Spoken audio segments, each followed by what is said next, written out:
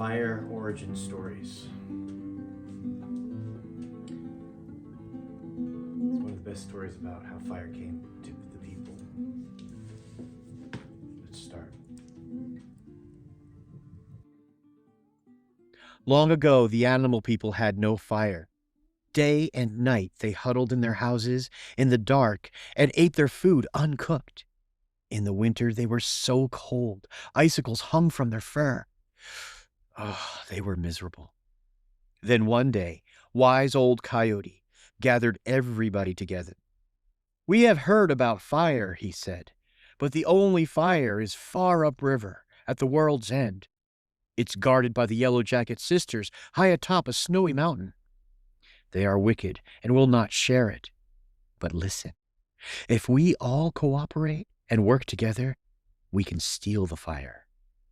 There was much fearful murmuring about the Yellow Jacket sisters, but all grew quiet as Coyote told them his plan. Then he went on his way.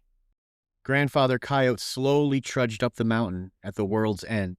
When at last he came to the Yellow Jacket's house, smoke was rising from the smoke hole. Coyote looked inside. The three old sisters were sitting around the fire. Coyote said, as friendly as can be, "If you let me in, I'll make you all look pretty."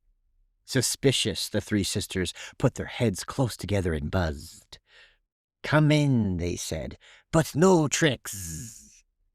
Old Man Coyote sat down and took a chunk of oak bark between his toes and held it in the fire.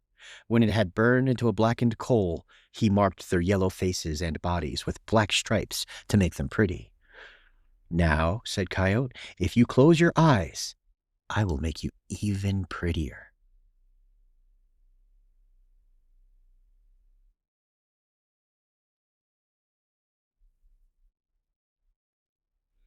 Here was Coyote's chance. While the Yellow Jacket's eyes were closed, he took the charred oak in his teeth and, silent as the moon in the sky, crept outside and raced down the mountain like the wind. When the Yellow Jacket sisters found out that Coyote had tricked them, they were screaming mad. They too flew like the wind, and it wasn't long until they caught up to Coyote.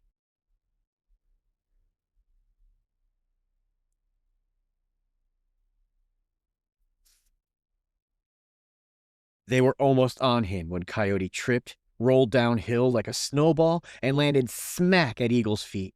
Snatching the glowing coal in his talons, Eagle spread his wings and took to the sky.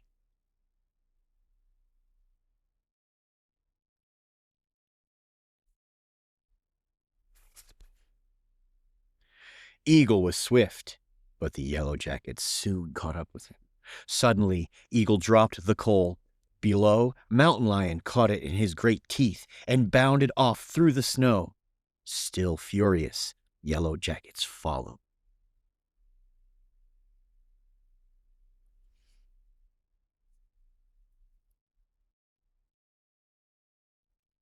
Just as they were about to sting Mountain Lion, Fox snatched the fiery coal and bounced in among the tall cedar and pine.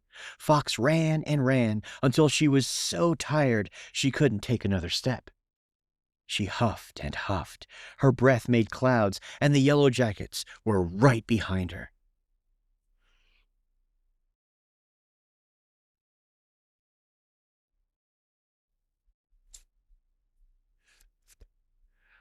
Just in time, Bear took fire and lunged away through some brambles.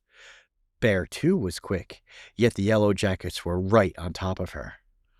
Even Bear could not fight them off, and she finally tumbled in exhaustion.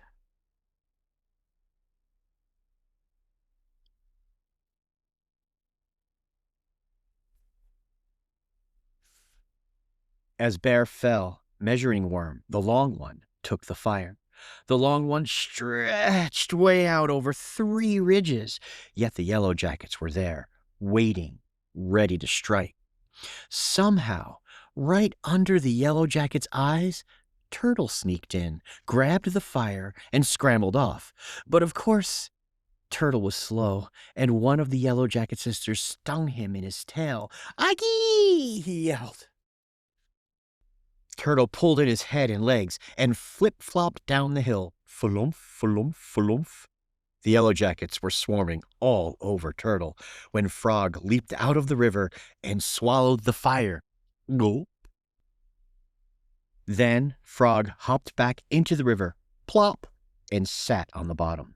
The yellow jackets stormed the river, circling once, circling twice, circling 3 times, buzzing the surface. They waited and they waited and they waited, but Frog held fire in his breath. Finally, the yellow jackets gave up and flew back home.